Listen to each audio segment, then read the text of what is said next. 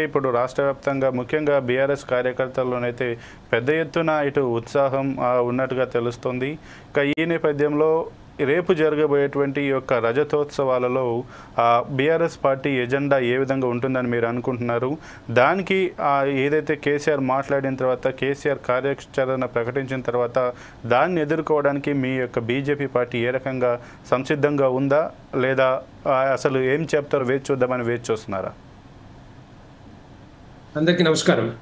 ఈరోజు రేపు జరగబోయేది బీఆర్ఎస్ పార్టీ రాజ్యసభ సభ ఏదైతే ఉందో అది బీఆర్ఎస్ పార్టీ బీఆర్ఎస్ కా లేకపోతే టీఆర్ఎస్ కా? అదే సూటి ప్రశ్న. టీఆర్ఎస్ పుట్టింది 27 ఏప్రిల్ 2001. బీఆర్ఎస్ పుట్టింది 5 అక్టోబర్ 2022.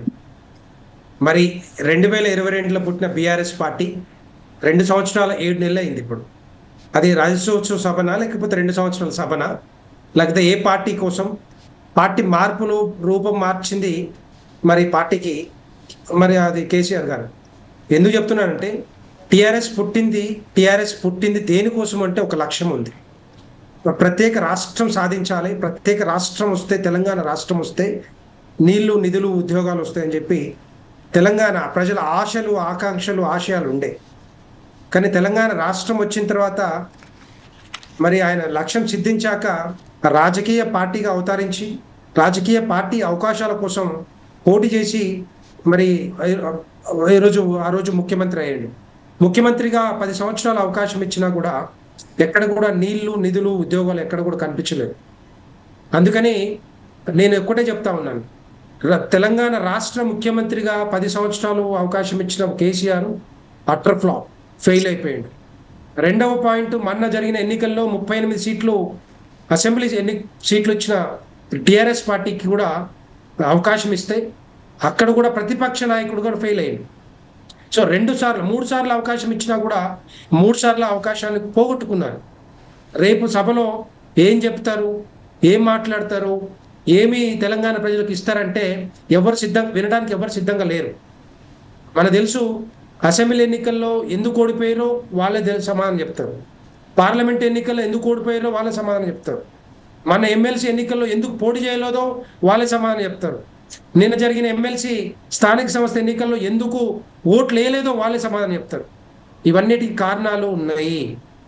అందుకనే తెలంగాణ రేపు సభ ఎందుకు పెడుతున్నారంటే కొన ఊపిరితో ఉన్న బీఆర్ఎస్ పార్టీకి ప్రాణం పోయడానికి ప్రయత్నిస్తున్న సభ. ఐసీయూలో ఒక వెంటిలేటర్ మీద ఉన్న పార్టీని బతికించడానికి చేస్తున్న ప్రయత్నం ఇదంతా కూడా. ఈరోజు తెలంగాణ ప్రజలకి అహంకార, అధికార ఏదైతే దుర్వినియోగం ఉందో అది నచ్చదు. అహంకార పాలన, అధికార దుర్వినియోగ పాలన, రాజకీయ అవకాశాల కోసం రేపు తెలంగాణ రాష్ట్ర ప్రజలు ముంచుతామంటే తెలంగాణ రాష్ట్ర ప్రజలు రెడీగా లేరు. అందుకే బీఆర్ఎస్ పార్టీని ఓడించి కాంగ్రెస్ పార్టీకి అవకాశం ఇచ్చారు. మన కోర్స్ భారతీయ జనతా పార్టీ రావాల్సి ఉండే, కొన్ని మిస్టేక్స్ ఉన్నా కూడా రేపొద్దున భారతీయ జనతా పార్టీకి తెలంగాణ రాష్ట్రంలో ఆల్టర్నేటివ్గా వచ్చేది ఏదైతే ఉందో ఇది భారతీయ జనతా పార్టీ. ఎందుకు చెప్తున్నానంటే బీఆర్ఎస్ పార్టీ అవకాశాలు 10 సంవత్సరాలు అయిపోయింది. 5 సంవత్సరాలు ఉండాల్సిన కాంగ్రెస్ పార్టీ మరి 16 నెలల్లోనే పూర్తిగా వ్యతిరేకత వచ్చిందంటే డెఫినెట్గా ఎస్. 6 గ్యారెంటీలు, రుణమాఫీ, 400 అంశాలు ఇవన్నీ కూడా పక్కదారి బట్టి అవి కూడా అమలు చేయలేని పరిస్థితిలో కాంగ్రెస్ పార్టీ ఉంది ఈరోజు. సో డెఫినెట్గా ఇంకేం ఆలోచిస్తారు తెలంగాణ రాష్ట్ర ప్రజలు? ఎదురు చూస్తూ ఉన్నారు. మోడీ గారి పాలన కావాలి, భారతీయ జనతా పార్టీ అధికారంలోకి రావాలి, డబుల్ ఇంజిన్ సర్కార్ రావాలి. రేపొద్దున తెలంగాణ రాష్ట్రంలో భారతీయ జనతా పార్టీ వస్తేనే ఈరోజు తెలంగాణ రాష్ట్రం అభివృద్ధి చెందుతుందని తెలంగాణ రాష్ట్ర ప్రజలు అనుకుంటా ఉన్నారు. పార్లమెంట్ ఎన్నికల్లో 8 ఎంపీ సీట్లు వచ్చినాయి. మన ఎమ్మెల్సీ ఎన్నికల్లో 2 ఎమ్మెల్సీలు గెలిచాం. నిన్న కూడా మేము పోటీ చేశాం. కానీ టీఆర్ఎస్ పార్టీగా ఉన్నప్పుడు ఎంఐఎం పార్టీ అభ్యర్థిని మేయర్గా చేస్తారు. కానీ హిందూ సమాజం కోసం ఆలోచించే పార్టీని కేసీఆర్ ఏదో ఒకరోజు అన్నాడు హిందూగాళ్ళు బొందుగాళ్ళు అని చెప్పి. అలాంటి పార్టీలకి మరి అలాంటి అభ్యర్థులకి, అలాంటి తెలంగాణ రాష్ట్రంలో ఉన్న పనిచేస్తున్న అభ్యర్థులకి మరి ఓటీసీ గెలిపించే అర్హత వీళ్ళకి లేదా? రాజ్యాంగం కల్పించింది కదా వీళ్ళకి 24 సీట్లు ఉన్నాయి. కార్పొరేటర్లు మొత్తం కలిపి కానీ అది వినియోగించుకోలేకపోయారు. మేము బైకాట్ చేస్తున్నాం అని చెప్పేసి. అంటే నక్సలైట్స్ ఏది వేరే వాదానికి మరి ఎవరు బైకాట్ చేస్తారు చెప్పండి ఇది. సో ఇవన్నీ ఏంటంటే తెలంగాణ రాష్ట్ర ప్రజలందరూ కూడా గమనిస్తున్నారు. ఆ గమనించి రేపొద్దున ఏ పార్టీకి ఎన్నికల్లో ఏం చేయాలనేది డెఫినెట్గా చూస్తూ ఉన్నారు. రేపు సభలో చెప్పేదంతా కూడా నాకు తెలిసినంత వరకు పెద్దగా ఏం ఉండదు, చెప్పేది కూడా ఏం లేదు. చెప్పాల్సింది చెప్పారు.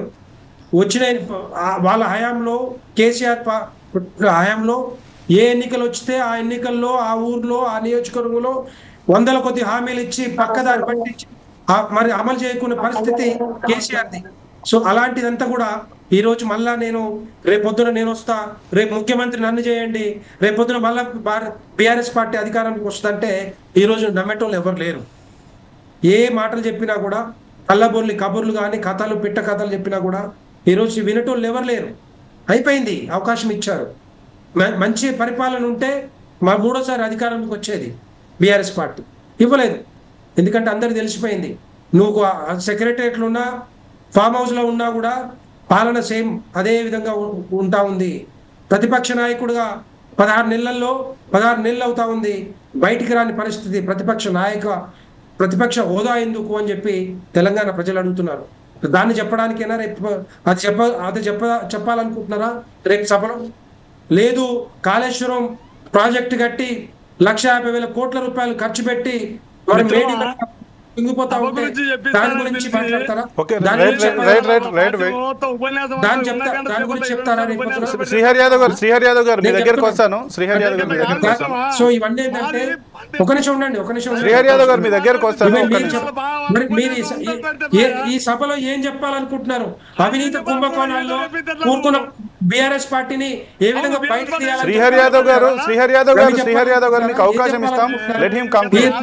ఈ తెలంగాణ రాష్ట్రంలో కాంగ్రెస్ పార్టీ 6 గ్యారెంటీలు అమలు చేయలేదని చెప్పి అంటున్నారు. వాటి గురించి చెప్పగలుగుతారా? లేకపోతే రకరకాల వెంకటరెడ్డి గారు ఏవైతే ఉన్నాయో మరి ఏం చెప్పాలనుకుంటారో చెప్పండి. రేపు తెలుస్తుంది కదా మనకి. తెలంగాణ రాష్ట్ర ప్రజలు ఎవరు కూడా రెడీగా లేరు, వినడానికి రెడీగా లేరు.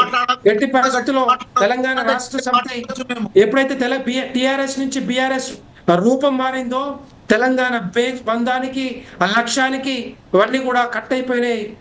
వీటికి సంబంధం లేదు. టిఆర్ఎస్ పోయింది, పక్కకు పోయింది. బీఆర్ఎస్ పార్టీ భారతదేశంలో రాజకీయ అవకాశాల కోసం వెంకటరెడ్డి గారు మీకు మళ్ళీ అవకాశం ఇస్తాను. ఇక్కడ ఏం జరగట్లేదు. బీఆర్ఎస్ చేసే పని ఏం లేదు, బీఆర్ఎస్ గురించి ఆలోచించే పని లేదు. బీఆర్ఎస్ పార్టీ మారిన తర్వాతనే మొత్తం టోటల్ గా తెలంగాణ రాష్ట్ర ప్రజలందరూ కూడా డైవర్ట్ అయిపోయి ఎట్టి పరిస్థితుల్లో ఈ పార్టీ మన కోసం కాదు. వెంకటరెడ్డి గారు మళ్ళీ మీ దగ్గరకు వస్తాను. ముందుగా